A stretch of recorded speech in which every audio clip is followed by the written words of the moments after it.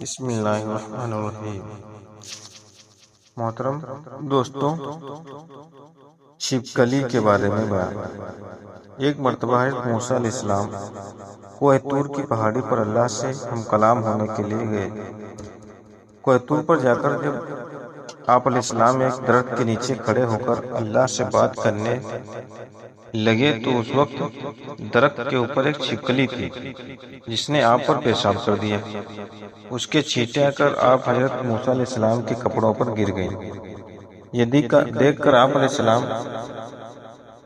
اس چھپکلی پر بہت غصہ آیا اور آپ نے فوراً اللہ کی بارگاہ میں سوال کر دیا۔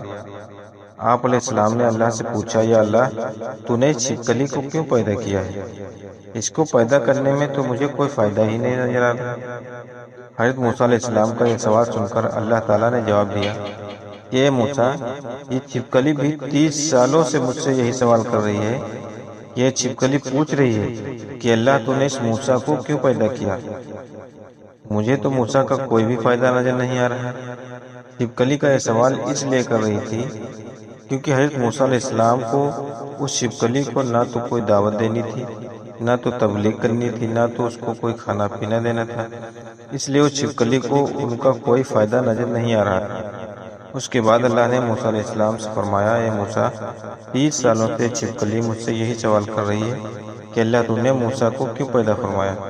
اور اے موسیٰ، آج تو مجھ سے یہ پوچھ رہا ہے کہ اللہ، تو نے چھپکلی کو کیوں پیدا کیا؟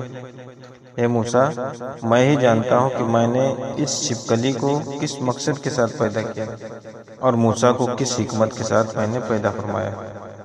اے موسیٰ، اللہ نے مخلوق کو کسی مقصد اور حکمت کے ساتھ پیدا کیا۔ جو فائدہ مقصد کسی ایک مخلوق سے ہو، وہ مقصد کسی دوسری مخلوق میں نہیں ہو سکتا۔ اسی طرح سے دوستوں، ایک شخص ایک مرتبہ حضرت علی رضی اللہ تعالیٰ عنہ کی بارگاہ میں حاضر ہوا اور ادب کے ساتھ عرض کرنے لگا، یا اللہ، یا حضرت علی رضی اللہ تعالیٰ عنہ، چھپکلی کو مارنا گناہ کا کام ہے یا ثواب کا کام؟ اس کے بعد حضرت علی رضی اللہ تعالیٰ عنہ نے فرمایا، اے شخص، یاد رکھنا، اس زمین پر کچھ مخلوق ایسی ہیں جو انسان سے ناخوش ہیں اور وہ شیطان سے وعدہ کیے ہیں کہ وہ انسان کو ہر طرح سے نقصان پہنچائیں گے۔ انہی میں سے ایک چھپکلی اور اس سے جڑے کچھ اور بھی مخلوقات ہیں۔ یہ شخص یاد رکھنا، یہ چھپکلی شروع میں سے انسانوں کی دشمن رہی ہے، اسی لیے اس کو ماننا کوئی بھی گناہ کا کام نہیں ہے۔ یہ سن کر اس شخص نے کہا، یا علی، آپ نے فرمایا کہ چھپکلی اور اس سے جڑی کچھ مخلوقات نے انسانوں کے ساتھ دشمنی کی اور شیطان کی بات مانتے ہیں۔ یا علی، یہ کب اور کیسے ہوا؟ اتنا سنتے ہی حضرت علی رضی اللہ تعالیٰ عنہ نے فرمایا، اے شخص، حضرت آدم علیہ السلام کے دنیا میں آنے سے لاکھوں سال پہلے اس زمین پر چھپکلی کا خاندان بڑی تعداد میں پھیلا ہوا تھا اور دھیرے دھیرے اس کا خاندان بہت بڑا ہونے لگا، یہاں تک کہ انہوں نے اس زمین کو جہنم کی طرح بنا دیا تھا۔ اس وقت اس چھپکلی کے خاندان نے اس زمین پر بہت زیادہ ظلم کیے۔